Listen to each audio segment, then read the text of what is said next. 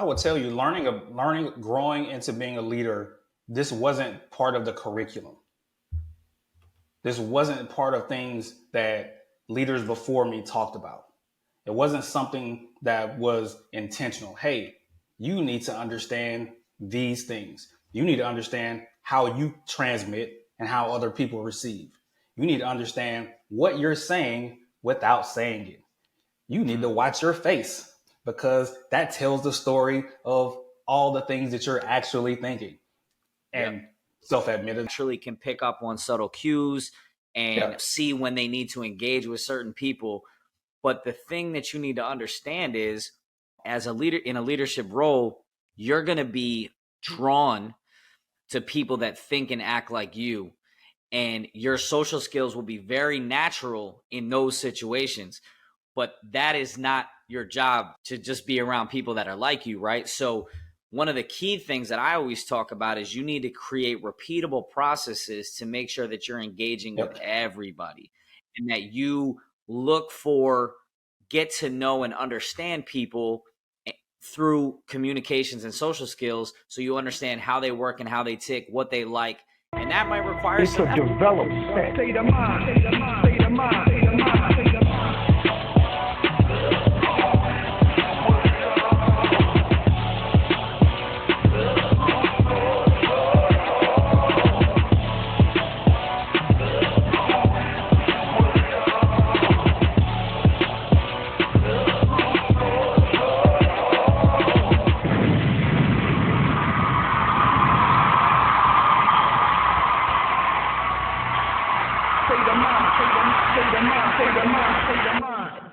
I got to tell you, we're a little bit behind. We've been gone for a couple weeks, but since the last time we talked, I have moved from Washington to Hawaii. Yep. Armand I has have moved from moved Hawaii to Japan. And so between time differences and not having places to live and things being missing, it's been a wild month. It's Yes. been crazy. Yes. But we have officially swapped in Hawaii. I'm here, and now you're in Japan, man. And hey, man, it's good to see you. Hey, man, it's good to see you too, man. It's good to see you too. I'm glad we're able to get the time right. Just kind of looking at, all right, what's the right window? Because there's only one window that actually works. So I'm so glad we're able to get that going. Yeah, man. I was like, man, and I appreciate you being proactive and just being like, all right, man, I can probably do it around this time. And I'm like, all right, well, we figure it out. It's all good. Yep. We definitely just gotta get out here and get it started, man. So yeah, man, leadership state of mind. We here, we back. We Yes, sir. the last time we talked, we got to take some time to talk about Armand's book. Still doing great, still seeing it. A lot of people still reading it, a lot of great feedback. But as promised in the beginning of the year, man, we're going to walk through the rest of this emotional intelligence conversation and dialogue, because both of us think it's inherently important for us to walk through all the benefits of emotional intelligence. And this week, we talking about social skills. Yep. So, Armand, do Yeah. you consider yourself good when it comes to social skills? I do. I will Okay. tell you. I will tell you. It didn't start off that way though. Definitely didn't start off that way, because I self-define as a introvert, just meaning that I get most of my energy from being alone and recharging. But it's not a natural, it hadn't been a natural thing for me. But it's what's required. It's what's required of me as a professional, as a leader, to ensure my social skills are up to par, because without them, you can't connect. There's no Yeah. connection. Yep, absolutely. I on the other hand am sad and depressed if I'm not talking to people, right? Like I get my Facts. energy from that. Yeah. Man, you like put me alone too long, I'm like, I'll go start walking around trying to find someone to start a conversation with. Yeah. But yeah, so like we do with the show, with the all the different emotional intelligence, I'm just going to kind of read the definition real quick, and then we'll kind of get into it. So, social skills. In professional settings, managers benefit by being able to build relationships and connections with employees, Workers benefit from being able to develop a strong rapport with leaders and coworkers. Important social skills include active listening, verbal communication skills, nonverbal communication skills, leadership, and persuasiveness. So, you think social skills, you think it's just about talking, right? But it's way more than that. Way more. So I know I'm currently reading a book right now that has talked about this a lot. But what are your first thoughts before I get into kind of what I'm reading and what I'm thinking about when you think about social skills as far as in a leadership role and the benefits to it? Yeah, I would tell you, growing into being a leader, this wasn't part of the curriculum. This wasn't part of things that leaders before me talked about. It wasn't something that was intentional. Hey, you need to understand these things. You need to understand how you transmit and how other people receive. You need to understand what you're saying without saying it. You need to watch your face because that tells the story of all the things that you're actually thinking. And Yep. self-admittedly, for me, which is why I'm a very honest person, because you're always going to be able to know what I'm thinking by my face. It's not something that I can mask. Just ask my wife. So these are things that I had to learn along the way. Just like you're reading, we're both very avid readers. We had to learn this along the way. Now, I think some of it is how we were treated, how we came up through the ranks and realized, hold up, man, I respond to leaders who understood how to transmit in a frequency that I understood. But they Yeah. also were able to transmit in a frequency that everybody was able to understand. And I was like, hold on, man, that's a skill. That's not something that comes naturally. That's something that you can learn. And for me, that's what I think about in terms of like the importance of it, because that connection piece, I never had a strong connection with people that weren't intentional about how they carried themselves, how they were aware of themselves in a social setting. Yeah. Absolutely. Yeah. So, I mean, it's one of those things where some people are naturally just gifted in this area, right? Like it Yeah. is a 100% skill. You need to be aware of it and be thinking about it. But some people naturally can pick up on subtle cues Yeah. and see when they need to engage with certain people. But the thing that you need to understand is, as a leader in a leadership role, you're going to be drawn to people that think and act like you, and your social skills will be very natural in those situations. But that is not your job, to just be around people that are like you, right? So one of the key things that I always talk about is you need to create repeatable processes to make sure that you're engaging with Yep. everybody, and that you look for, get to know and understand people through communications and social skills, so you understand how they work and how they tick, what they like. And that might require some effort. Like, I'll tell you, Yep. I've met some people that are into things that I have no desire to be a part of, right? Like, it's just not my world. And it's not, everyone has their own thing.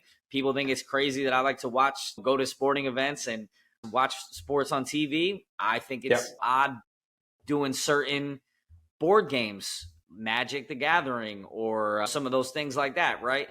Yep. But that's what they love. And so if you want to meet people and you want to build relationships with your entire team, that requires you to do the legwork to get to know them, to build the relationships, to understand what they like and what they're into.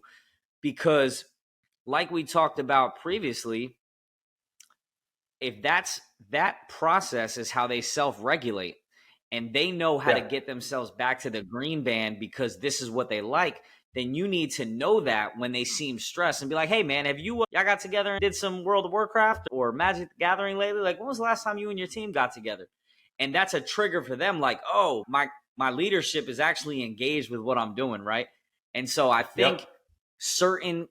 certain relationships might come more natural, but if you want to be well rounded to your entire team, that's where the legwork really needs to come in. Does that make sense? Absolutely. Absolutely. And I mean, you hit the nail on the head when you talk about lead work, right? It requires action. It can't just this is another thing that cannot just be in words, right? There's something that you do that I supremely admire, and I picked up on it while we were turning over, because when we were relieving, it was like, hey, can you give this sheet to all of the chief petty officers, all the team members, so that I can have an early indication of who they are as people before I sit down with them. I just want to know them. And then I want to take their birthdays, their spouse birthdays, their kids' birthdays. I want to put on my phone so I'm aware of those things. And I thought that is about just a small percentage of work that needs to be done on the front end. But the back end payoff, because you recognize the importance of that, hey, telling one of the team members, hey, wish your kid a happy birthday. And they're like, how do you just that? Oh, because that sends a very specific message to that person. And that message is, oh, wait, this person is part of my tribe. This person is on my team. This person is an advocate for me. This is somebody that I want to follow. Absolutely. Yeah, my favorite. So I tell people all the time I'm a dates guy. That's just one of the things I do to try to get to know people. I'll never forget my favorite story. I tried to let a sailor get off early on a day. It was his anniversary. And so I checked around and was like, hey man, what do we got going on for this guy today? Can we get him out of here? And I called him into my office and I was like, hey man, what's today? He's like, Wednesday. Okay. Any special event or anything going on today? And he's like, I don't know what you're talking about. I'm like, my guy, it's your anniversary today. And he was like, is it? I'm like, yeah, man. I'm like, all right, man, this is what we're going to do. You're going to take the rest of the day off. I want photo proof that you went and picked up some flowers for your wife. And then I want you to go spend the day with your wife. We don't need to ever tell her about this day. I'm still going to leave her name off this podcast. You got to. Those are those moments, man, where he'll still randomly text me on his anniversary, right? And be like, hey, man, I got it on my own this year. Yeah. And so those little things, when you do that because you genuinely care, it's not I tell people when I give people that little trick of the trade that I like to do, it's not a parlor trick. It's not meant to try to bring people in, right? This is because I genuinely care about it. And so if you believe in the process and you understand what I'm trying to get to with that development of those relationships through social skills and conversations, then, man, I appreciate the props. But yeah, man, it's one of the things I think is really important to building a team, man.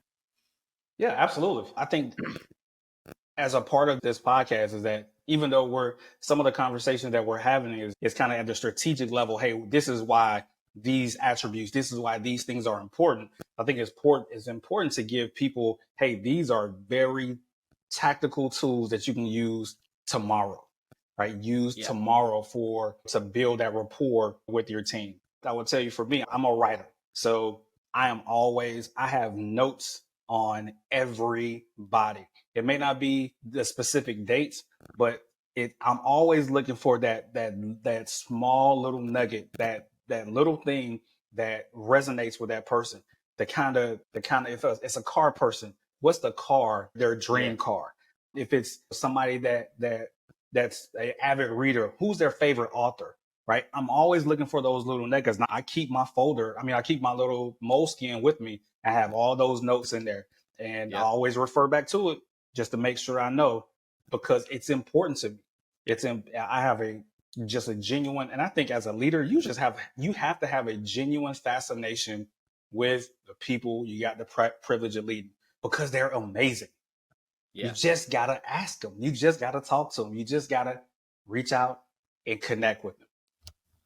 Yeah, man. I think when you take the time to get to know those people, like we've talked about, it's amazing how much they'll do, how much more they'll do when they know that they're a part of the team.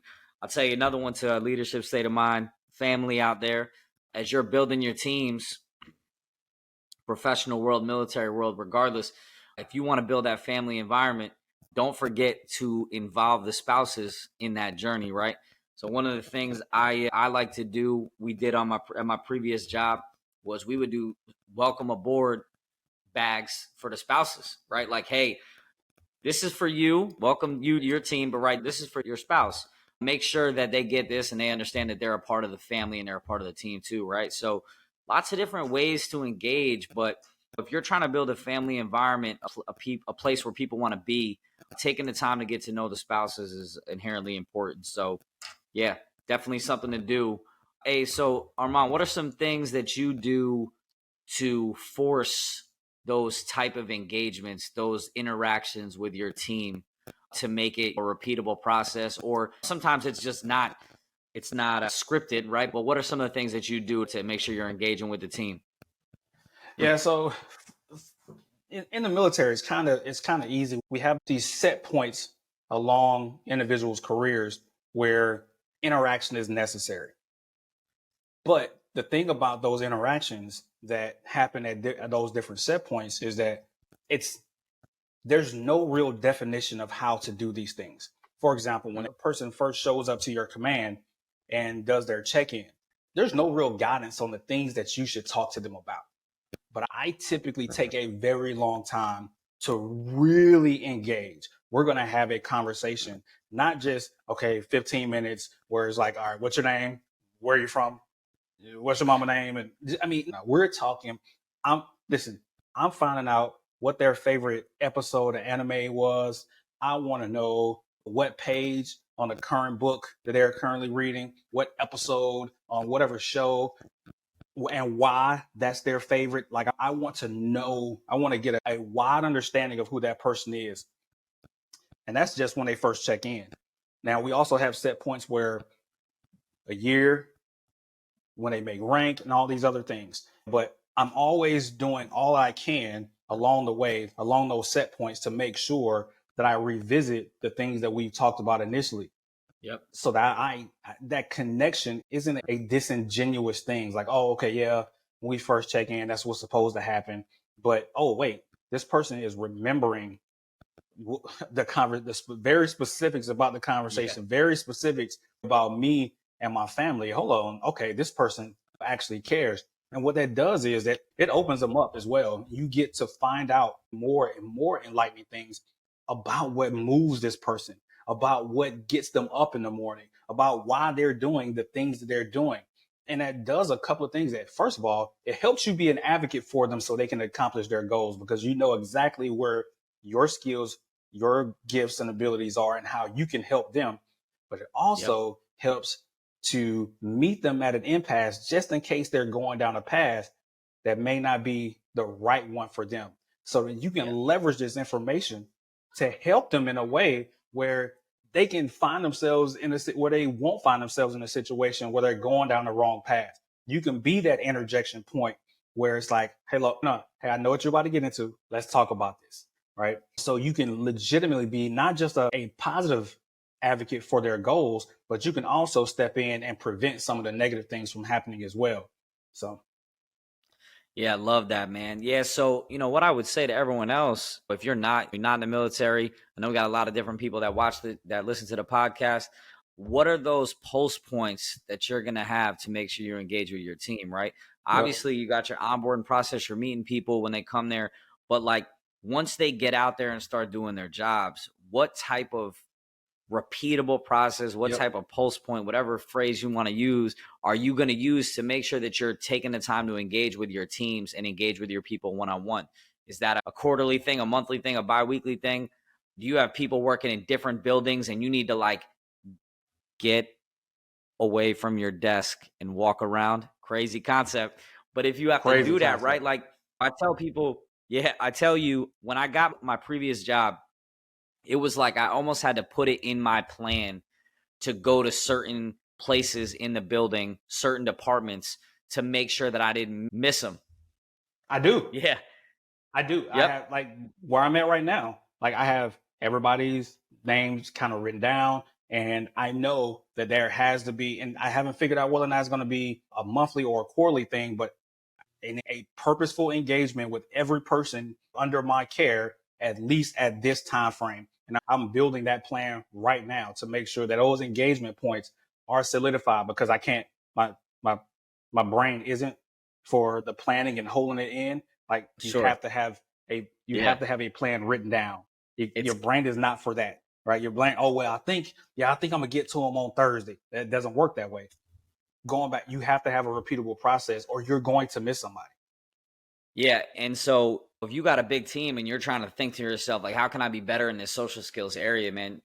Put it in the plan.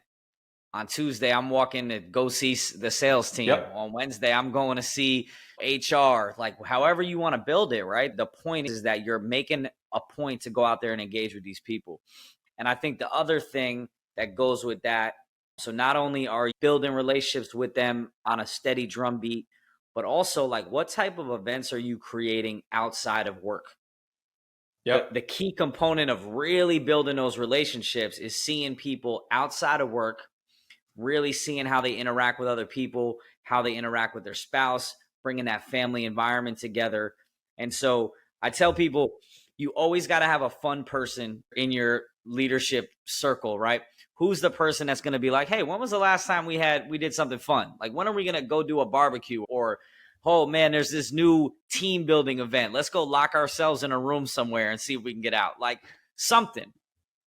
Yep. But I think that this goes back to that intentional building of relationships and really trying to increase those social skills by making that, some people call it mandatory fun, but it's those outside of work opportunities that are really great for building teams and really getting to know people on a personal level that will help you continue to grow and develop as a team and as two people trying to navigate through the job and through what they're currently working with.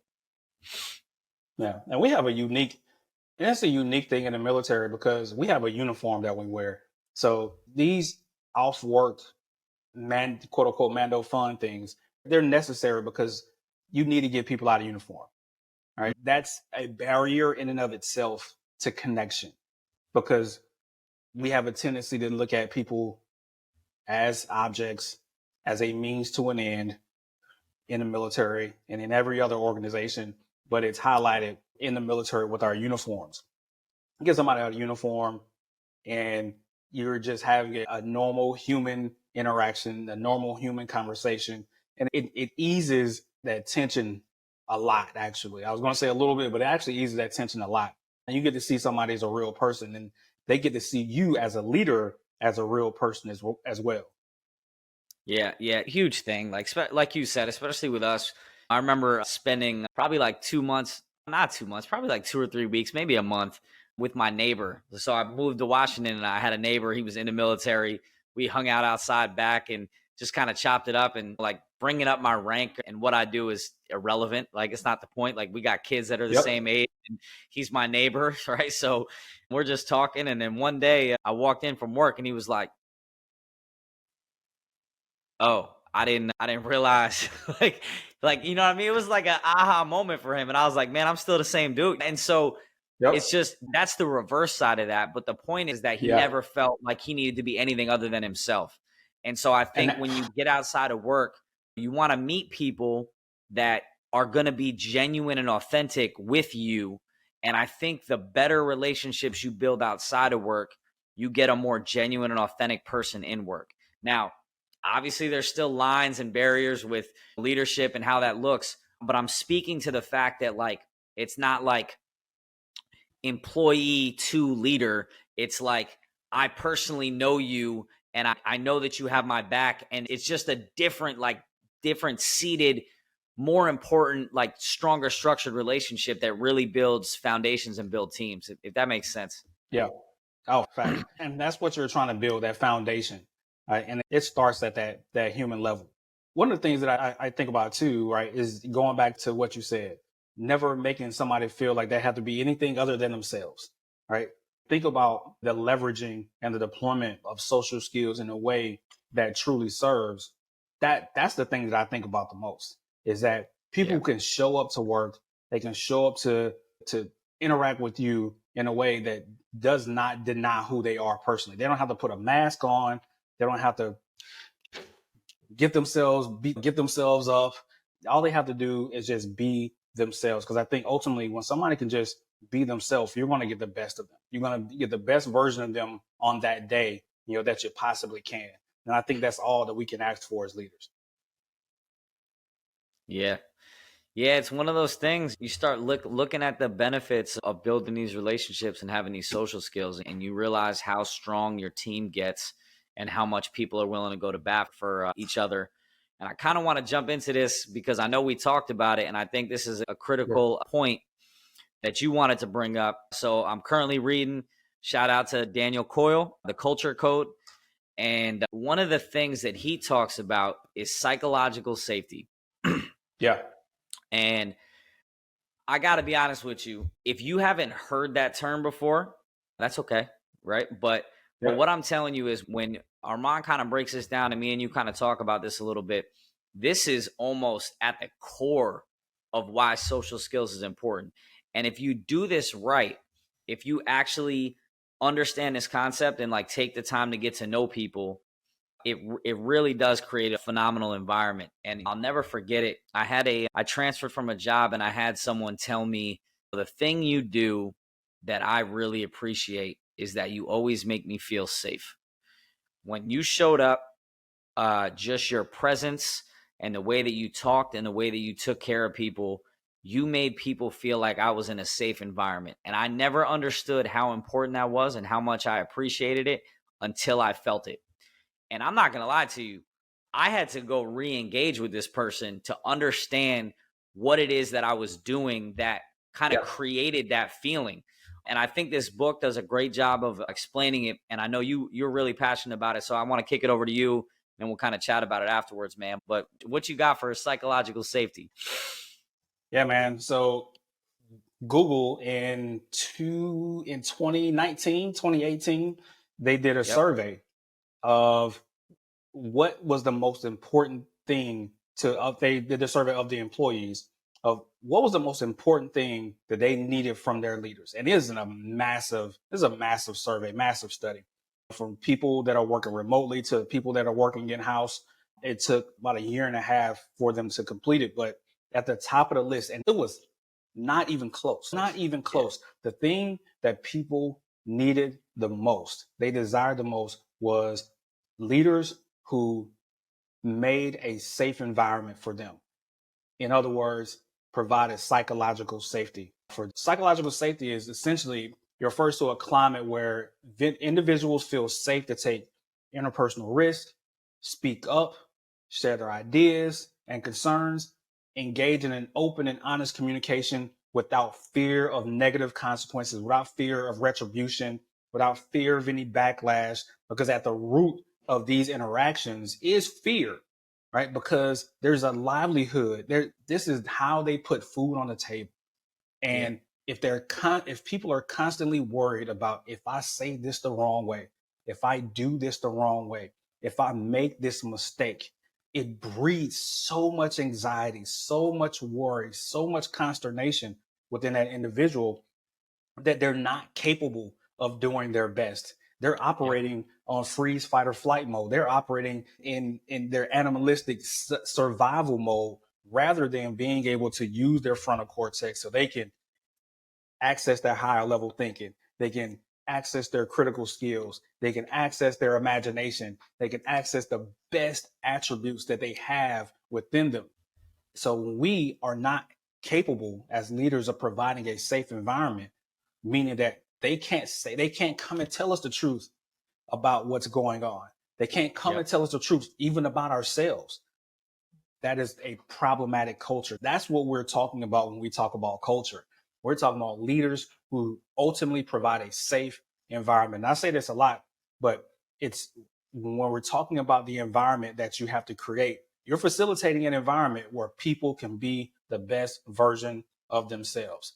That is not about control. That is about doing everything in your power that tilling the ground, just like I talked about, making sure you move people in the right amount of right amount of sunlight, giving them the right amount of water, providing all the Yep. things that you have charge over, all Yeah. the resources that you have under your care to make sure that you provide that for your team so that they always feel safe. And that means getting your pride out the way, getting your ego out the way, and all these things so they can legitimately give feedback to you, give feedback to the team so that there's no delay in the actions that need to be taken to get to the proper outcome. So you're telling me not only do I have to find time to engage with people, right? Create pulse points to make sure that I meet with them and engage with them, to also try to engage with their families, to create moments outside of work so that way we can build relationships. And then you also want me to create a safe environment for them to grow and get better. That's it. Yeah, That's it. I feel like if you just do those couple things, we good, right? Yeah. So I mean, I love first of all, great book. If you haven't read it, there are a lot of other books. I can't remember the book that I read that talked about that Google. That I mean, it might have been more than one, honestly. But that psychological safety is so important. And the thing to take away from it is, think about it.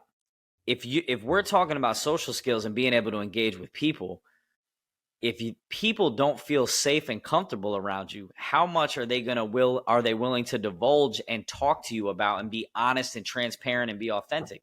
Probably not a lot. Yep. And Yep. if you're in an environment where people are afraid to speak their mind or talk ideas or bring up things and they just want to like avoid the conversations, then you need to really look at what your culture looks like, because they are not in a safe environment. They are in that Yep. fight or flight mode, and that does not create the best version of ourselves. The best version of ourselves is those people that are like free and comfortable and feel safe, and they're in their environment where they can be like put out ideas and engage in conversation, and they know that everything's going to work out. Even if that idea doesn't work out, it's still a idea and people are going to be appreciative, thank you, and thankful for it, right? So if you haven't looked up anything on psychological safety, I would definitely check it out. Like I said, Culture Code's a good book, but there's other books out there. But think about this from a holistic point of view.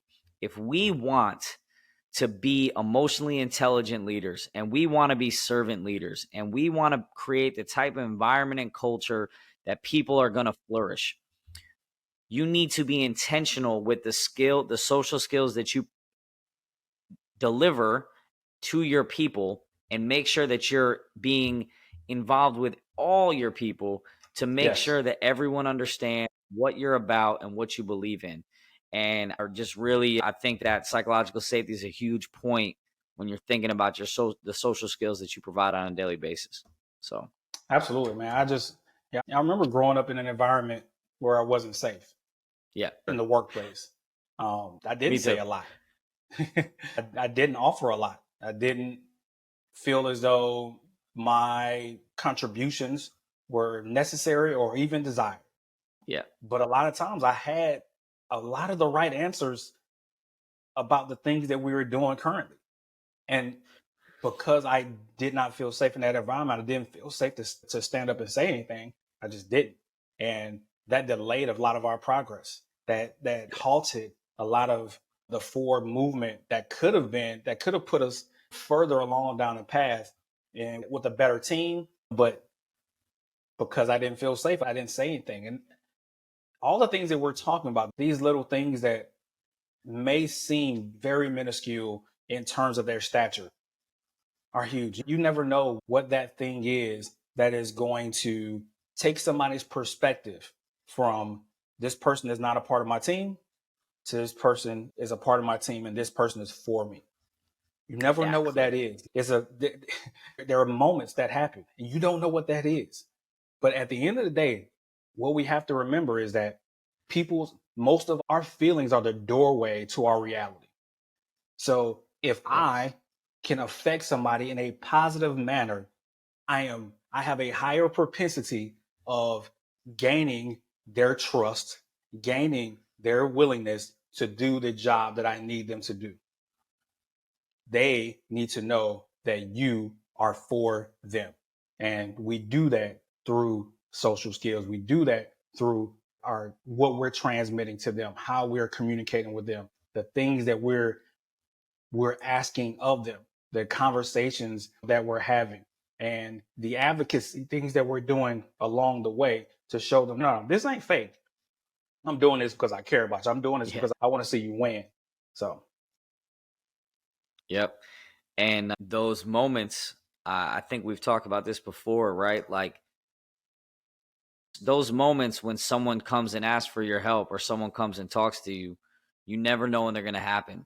Like, Yeah. are you going to be the type of leader that says like, hey, I don't have time for that right now. Let me catch you later. Right. So you're talking about those positive things that can click, put people on your team, but it can go the other way too. You know what I mean? So like they can need you and come and talk to you, and you brush them off, or you say you're too busy. And now they're like, oh, I'm never going to this person again. And obviously that, I just feel like as a leader, you should feel that level of like you should understand that every conversation is that important. And so making the time to be fully engaged with those people, and if someone really needs to talk to you, like what is more important, that email you're sending or this person that got up out of their desk, walked across the wherever, and now they're knocking on their door like, hey, can I talk to you about something? Like, you should think about that and take a second and be like, I really want to send this email, but they really wanted to talk to me. And so before you're willing to brush them off, like just think like this could be that turning point in that relationship. That could be this thing that they need me and I can be there for them. And if we're going to talk about it, or we're going to be about it, not talk about it, we're going to be servant leaders, and we're going to motivate, lead, and inspire and support our teams, then you need to shut the computer down and pay attention to what's going on. And you just never know when those moments are going to happen. It's like, hey, you got a second? And you're walking through the hall on a way to a meeting, and yeah, man, what are you going to do? And I'd be lying if I told you in every single situation you can always stop, right? Sometimes it might be like, hey, I got to go to this meeting. It's super important, but I hear you. As soon as I'm done, I'm coming back to follow up with you, or meet me at this point. But my point is just make it a point to make it important, impactful, and understand that it's important. And I think if you have that mindset going into those conversations, it really just kind of puts in the forefront of what this social skills is really all about, and gives you the ability to have the right mindset going into it. Yep. And much to your point, social skills is also about the awareness of where somebody is from a physiological standpoint and an emotional standpoint. As you interact with people, you recognize people have a normal place that they operate from. Mm-hmm. Some people are lower energy than others. Some people are higher energy than others. But one of those things, in being aware of who they are because you've interacted with them, you know them, you're advocating for them, you get a sense that leader's intuition begins to speak in your ear when that moment happens, when that, hey, you got a minute, is a lot different than, hey, you got a minute. Yeah. Being able to pick up on that nonverbal communication, being able to pick up on the change in posture, where their eyes may be lower than normal, where their countenance, to use a biblical term, has fallen a little bit, where it's like they're holding their head a little bit different. Something about all these things combining into kind of a leader's equation, where you're like doing this math in your subconscious, like, hold up, this is different. This is a different calculation from the last one. I need to respond now. This is an emergent situation. Trust that intuition. Trust that intuition, because it's going back to those moments, and we're kind of harping on this because it's so important, because we've seen where these things have gone wrong. We've seen where we've messed up in those calculations in our own leadership, and having the courage to trust your intuition. Having the courage to trust your intuition in that moment where it's like, hey, I got to go to this important meeting. I got to do this important thing. Wait a minute. Let's go. Let's go figure this out right now. I'll catch them up on the back end, because you may be dealing with somebody that this meeting has to happen. An important thing is going to be talked about, but there's that leader's intuition, because you built that rapport, because you built that relationship, because you've connected in a meaningful way. You can see where, hey, this one is a little bit different. It feels different, and have a willingness and a courage to trust that intuition going forward. I love it, man. I love it. I don't know, man. I feel like we've definitely kind of hit the main points as far as social skills. Like a lot of these topics, we could continue to talk about them.